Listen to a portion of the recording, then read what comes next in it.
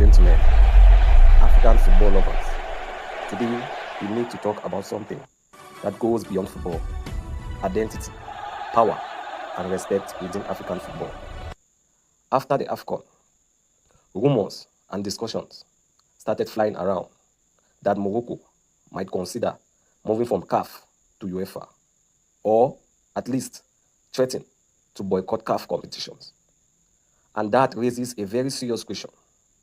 How is it even possible for a country territorially in Africa to want to join a football body that belongs to Europe?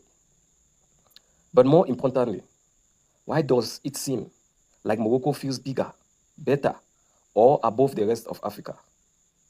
And should Africa, through CAF, even allow such a move to be discussed at all?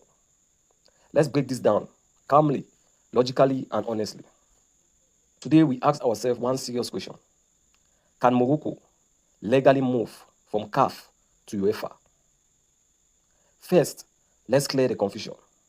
FIFA recognizes continental confederations based on primarily on geography, not just performance or politics.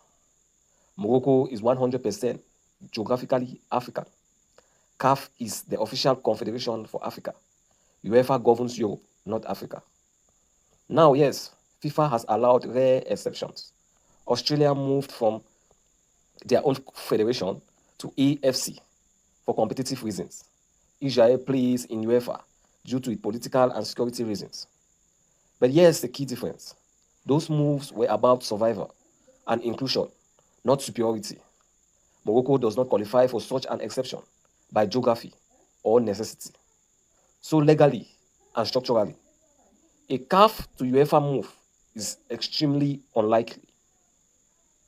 Two, the second important question we should take note of is, why is Morocco even thinking this way? This is where things get sensitive. Morocco has invested heavily in football: world-class infrastructure, strong domestic league, consistent World Cup performances, historic semi-final run at the 2022 World Cup. And credit must be given. Morocco has earned their success. But success can sometimes bring arrogance. There is a growing perception that Morocco sees itself as more European than African, more organized than the rest of CAF, too big for African football platforms or football problems. This mindset is very dangerous because football confederations are not elite clubs you upgrade from, they are communities you belong to. The third question we are going to ask ourselves today is the CAF bias allegation during the AFCON. During the AFCON, did we see any bias from CAF? Now let's address the elephant in the room. During AFCON, many fans across Africa noticed controversial refereeing, VAR inconsistencies, perceived favoritism in Morocco's matches. Social media exploded with CAF is protecting Morocco. CAF wants Morocco to win at all costs. The competition is rigged. Whether these claims are fully true or not, one thing is clear: perception matters as much as reality. Once fans begin to undermine the credibility of the tournament, CAF has already lost something very important, which is trust. And instead of Morocco helping to calm tensions, the talk of leaving CAF only made things worse. Is Morocco truly bigger than Africa? Let's be very clear here. Africa produced legends before Morocco's rise. Africa has multiple AFCON champions. Africa has nations that shaped world football. No single country, no matter how successful, is bigger than the continent. Morocco's greatest global recognition came while representing Africa, not Europe. The 2022 World Cup story was powerful because it was Africa is rising, not Morocco escaping Africa. Should Africa allow this to happen?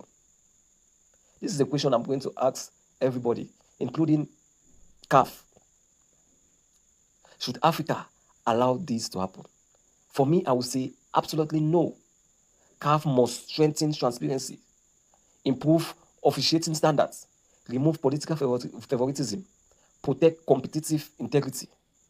But Africa must never reward threats or superiority complexes.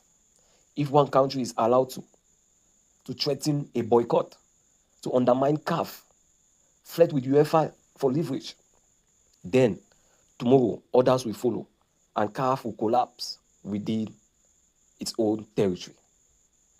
Today, I will leave you with this one thought in mind as Africans.